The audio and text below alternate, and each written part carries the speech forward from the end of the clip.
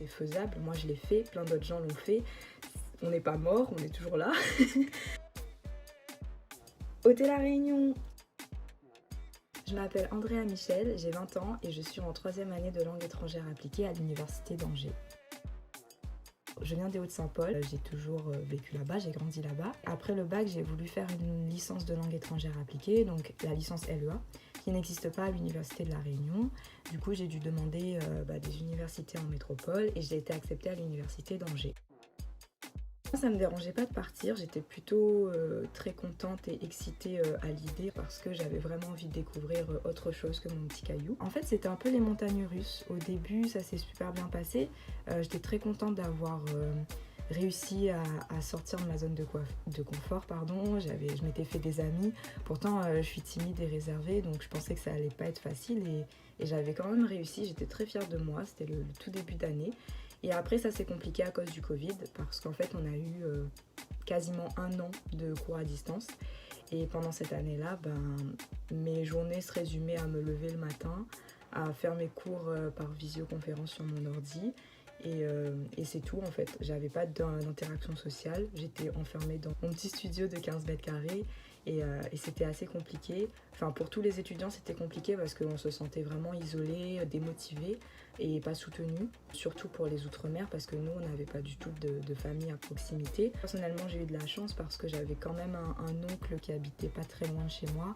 Donc le week-end, si je voulais avoir une petite coupure avec les cours, je pouvais aller manger un bon petit curry chez tonton, ça me réconfortait, ça me permettait de me rapprocher de La Réunion. Là, en 3e année, ça va beaucoup mieux, on a un peu repris la vie normale, on a repris les cours en présentiel surtout, c'est le plus important.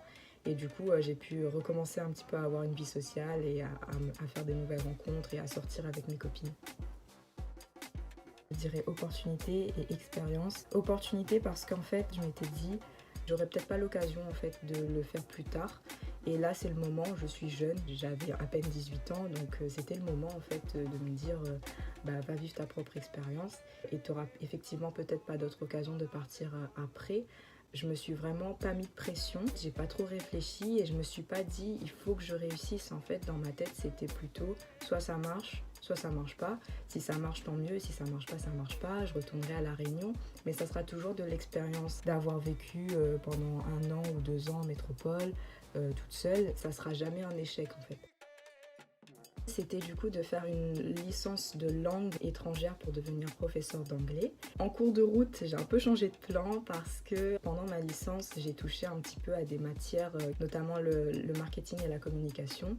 Et en fait, je me suis rendu compte que ça me plaisait beaucoup plus. Et du coup, aujourd'hui, je m'oriente un petit peu plus vers ça. Là, j'ai été acceptée dans une école de communication à Bordeaux. D'abord, je valide ma licence et la prochaine étape, ça va être justement d'aller à Bordeaux, donc dans une nouvelle ville, un nouveau commencement, faire mon master en communication du coup. Et j'aimerais plus tard évoluer dans ces corps de métier-là. Je garde toujours un lien avec La Réunion en appelant ma famille et mes amis. Avec mes amis, par exemple, on est beaucoup à être partis en métropole pour étudier.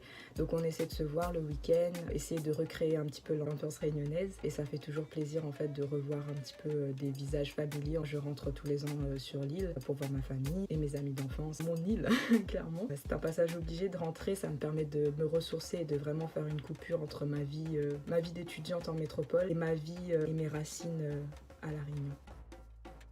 Ça serait de s'en donner les moyens. Parce que des fois, en fait, on réfléchit trop et on se dit non, c'est pas possible, je peux pas aller toute seule en France étudier. Il faut savoir se jeter à l'eau. Renseignez-vous sur les formations, les aides, la ville où tu veux aller, etc. Il ne faut pas se sous-estimer, il faut vraiment croire en soi. Un deuxième conseil très important, ne pas s'attendre à ce que ça soit facile en fait. Il faut s'attendre à avoir des petits coups de mou, des baisses de morale, des moments de déprime parce que ça va être difficile à certains moments. Quand le froid va commencer, quand tu vas te rendre compte par exemple à l'approche des fêtes de Noël que t'es pas avec ta famille, que t'es pas avec tes amis, ça va être compliqué. Tiens beau largue pas comme on dit, faut se préparer un petit peu mentalement mais c'est pas non plus insurmontable. On a toujours des petits problèmes pour se faire comprendre par rapport aux mots et aux expressions. Moi par exemple une fois j'ai dit à mes copines mes cheveux sont maillés Et elles m'ont regardé comme ça, elles m'ont dit ça veut dire quoi mailler? En plus j'arrivais même pas à l'expliquer en français. Du coup des fois tu te rends compte qu'effectivement tu parles pas si bien français que tu le penses, parce que y a des mots qui s'emploient pas ici, il y a des expressions c'est typiquement créole en fait et ça n'existe pas en France. Une deuxième anecdote, quand je vais faire le plein d'essence, à chaque fois je suis surprise du fait qu'il n'y ait pas de pompiste et que tu dois faire l'essence toi-même. Il y a des trucs on s'y fait jamais, ça je m'y ferai jamais, c'est assez drôle. Et où c'est que d'histoire.